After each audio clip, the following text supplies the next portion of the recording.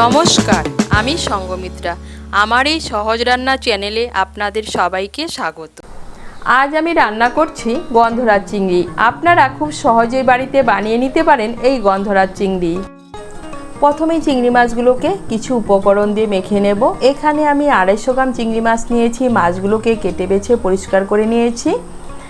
এখন এর মধ্যে নিয়ে নিচ্ছি সামান্য একটু নুন, হাফ টিস্পুন গোলমরিচ গুঁড়ো আর 1 চামচ গন্ধরাজ লেবুর রস। নুন, গন্ধরাজ লেবুর রস আর গোলমরিচ গুঁড়ো দিয়ে চিংড়ি মাছগুলোকে ভালো করে মেখে নেব।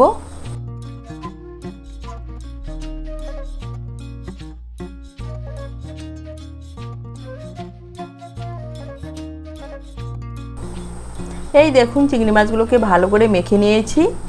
এখন আমি চিংড়ি মাছগুলোকে 15 মিনিটের জন্য ঢেকে রেখে দেব।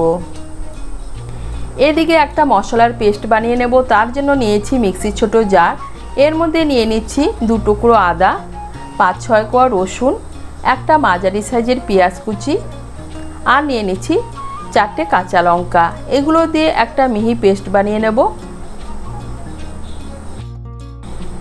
এদিকে আবার কড়াই বসিয়েছি। কড়াইতে দিয়ে দিচ্ছি সর্ষের তেল। তেলটাকে ভালো করে গরম করে নেব। তেলটাকে ভালো করে গরম করে নিয়েছি। এখন এর মধ্যে নুন, গোলমরিচ গুঁড়ো আর লেবুর রস দিয়ে মেখে রাখা চিংড়ি মাছগুলোকে হালকা করে ভেজে নেব। এই দেখুন, চিংড়ি মাছগুলোকে হালকা করে ভেজে নিয়েছি। চিংড়ি মাছ খুব বেশি ভাজলে শক্ত হয়ে যায়। এখন আমি চিংড়ি মাছগুলোকে তুলে নিচ্ছি।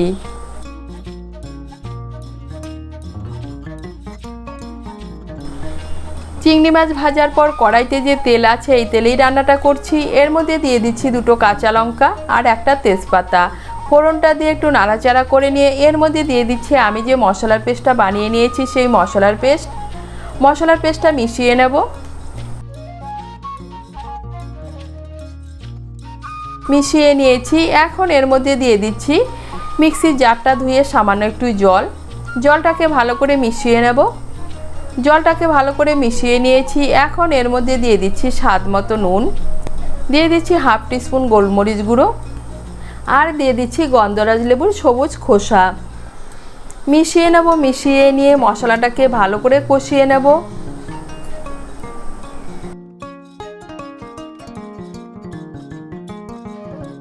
মশলাটাকে ভালো করে কষিয়ে নিয়েছি। মশলা থেকে তেল ছেড়ে দিয়েছে, তার মানে মশলাটা ভালো করে কষানো হয়ে গিয়েছে। এখন এর মধ্যে দিয়ে দিচ্ছি নারকেলের দুধ। এর মধ্যে দিয়ে দিচ্ছি 1 কাপ আর হাফ কাপ নারকেলের দুধ। দিয়ে দিচ্ছি আমি যে পাত্রে নারকেলের দুধটা রেখেছিলাম সেই পাত্রটা ধুয়ে সামান্য একটু জল। মিশিয়ে নেব। মিশিয়ে নিয়ে ঝোলটাকে ভালো করে ফুটিয়ে নেব। এই দেখুন, ঝোলটাকে ভালো করে ফুটিয়ে নিয়েছি। এখন এর মধ্যে দিয়ে দিচ্ছি ভেজে রাখা চিংড়ি মাছগুলো। দিয়ে দিচ্ছি স্বাদ মতো চিনি। চিনিটা অপশনাল, আপনারা যদি পছন্দ না করে না দিলেও চলবে, কিন্তু এই রান্নায় সামান্য একটু চিনি ব্যবহার করলে খেতে ভালো লাগে। চিংড়ি মাছগুলোকে ভালো করে মিশিয়ে নেব।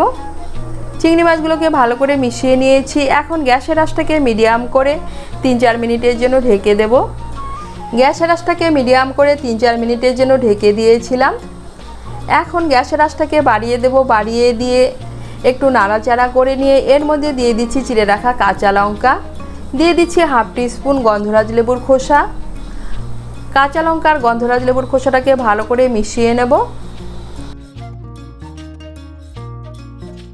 কাঁচা লঙ্কার গন্ধরাজ লেবুর খোসাটাকে ভালো করে মিশিয়ে নিয়েছি। এখন গ্যাসটাকে বন্ধ করে দেব। বন্ধ করে দিয়ে এর মধ্যে দিয়ে দিচ্ছি আরও হাফ টিস্পুন গন্ধরাজ লেবুর রস, দিয়ে দিচ্ছি গন্ধরাজ লেবুর পাতাগুলোকে একটু ছিঁড়ে দিচ্ছি আর দিয়ে দিচ্ছি 1 টুকরো গন্ধরাজ লেবু। এখন 2 মিনিটের জন্য ঢেকে রেখে দেব। 2 মিনিট পর ঢাকনা খুলে পরিবেশন করব।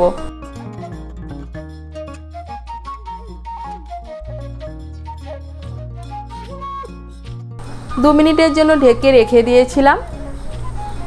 এখন আমি আপনাদেরকে পরিবেশন করে দেখাচ্ছি। এই দেখুন বন্ধুরা, দেখতে কতটা লোভনীয় হয়েছে আর খেতেও কিন্তু অসাধারণ হয়েছিল।